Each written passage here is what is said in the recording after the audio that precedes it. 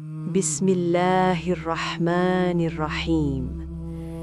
السلام علیکم ورحمۃ اللہ وبرکاتہ۔ قصص الانبیاء سیریز کی 18ویں قسط لے کر حاضر ہے۔ یہ ایمان افروز سلسلہ ہے جس میں ہم انبیاء کرام علیہم السلام کے واقعات بیان کر رہے ہیں۔ آج کی اس قسط میں ہم حضرت یونس علیہ السلام کا قصہ قرآن و حدیث کی روشنی میں بیان کریں گے۔ حضرت یونس علیہ السلام کو اللہ تعالیٰ نے نینوا، موجودہ عراق کا علاقہ، کی طرف مبعوث کیا۔ اللہ پاک ہمیں سننے اور اس پر عمل کرنے کی توفیق عطا فرمائے، آمین۔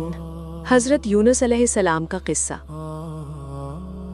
نینوا کی بستی اور دعوت کا آغاز۔ موصل عراق کے علاقے میں نینوا نامی ایک بہت بڑی بستی تھی جس کی آبادی 1 لاکھ سے تجاوز کر چکی تھی۔ یہاں کے لوگ کفر و شرک میں ڈوبے ہوئے تھے اور اشتر نامی بت کی پوجا کرتے تھے۔ حضرت یونس نے سالہ سال انہیں سمجھایا، لیکن ان کا جواب وہی تھا جو ہر سرکش قوم کا ہوتا ہے، ہم اپنے باپ دادا کا دین نہیں چھوڑیں گے۔ عذاب کی وعید اور حضرت یونس علیہ السلام کا نکلنا۔ جب قوم کی ضد حد سے بڑھ گئی تو حضرت یونس علیہ السلام نے اللہ کے حکم سے انہیں خبردار کیا کہ اگر 3 دن کے اندر تم ایمان نہ لائے تو تم پر اللہ کا عذاب نازل ہوگا۔ تیسرے دن کے قریب جب آپ نے دیکھا کہ بستی پر سیاہ بادل منڈلا رہے ہیں تو آپ کو یقین ہو گیا کہ اب یہ قوم ہلاک ہو جائے گی۔ آپ نے سوچا کہ اب یہاں رکنے کا فائدہ نہیں اور آپ اللہ کے حتمی حکم کا انتظار کیے بغیر غصے اور رنج کی حالت میں بستی سے نکل کھڑے ہوئے۔ وَذَنُّونِ إِذ ذَهَبَ مُغَاضِبًا فَظَنَّ أَن لَّن نَّقْدِرَ عَلَيْهِ۔ اور ذُنُّون مچھلی والے یونس کو یاد کرو جب وہ غصے میں چل دیے اور یہ سمجھا کہ ہم ان پر تنگی نہ کریں گے۔ قوم کی توبہ کا عجیب منظر۔ جیسے ہی حضرت یونس علیہ السلام بستی سے نکلے، عذاب کے آثار، کالا دھواں اور تپش واضح ہو گئے۔ قوم کے بڑوں کو احساس ہوا کہ یونس علیہ السلام نے کبھی جھوٹ نہیں بولا تھا۔ ان کے دلوں میں اللہ کا خوف پیدا ہوا۔ کتاب میں لکھا ہے کہ وہ سب بستی سے باہر ایک کھلے میدان میں جمع ہو گئے۔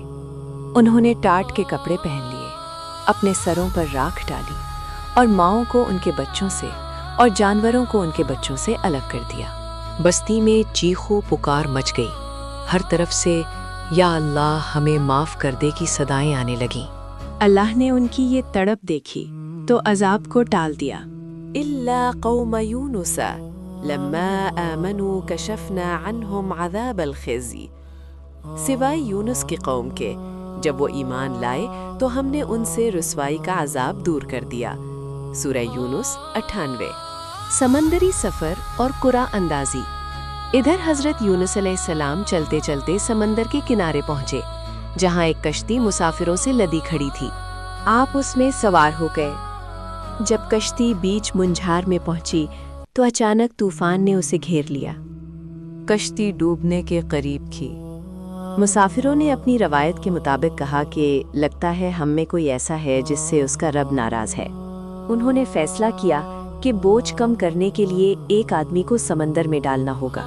قرآن ڈالا گیا تو حضرت یونس علیہ السلام کا نام نکلا۔ لوگ آپ کی شرافت دیکھ کر حیران تھے۔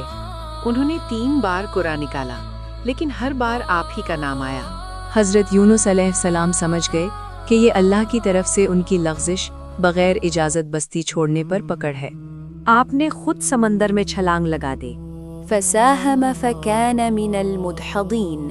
پھر قرآن ڈالا تو وہ یونس مغلوب ہونے والوں جن کا نام نکلا میں سے ہو گئے۔ سورۃ الصافات 141۔ مچھلی کے پیٹ کی زندگی۔ جیسے ہی آپ پانی میں گرے، اللہ کے حکم سے ایک عظیم الجثہ مچھلی حوت نے آپ کو نگل لیا۔ مچھلی کو حکم تھا نہ اس کا گوشت کھانا اور نہ ہڈی توڑنا۔ آپ مچھلی کے پیٹ میں زندہ تھے۔ وہاں آپ نے محسوس کیا کہ آپ ایک تنگ اور اندھیری جگہ پر ہیں، لیکن آپ کے حواس قائم تھے۔ آپ نے مچھلی کے پیٹ میں سمندر کی تہوں میں موجود مخلوقات کی تسبیح سنی تو آپ کا دل بھی تسبیح میں مشغول ہو گیا۔ وہاں آپ نے وہ مشہور زمانہ دعا مانگی جس نے عرش کو ہلا دیا۔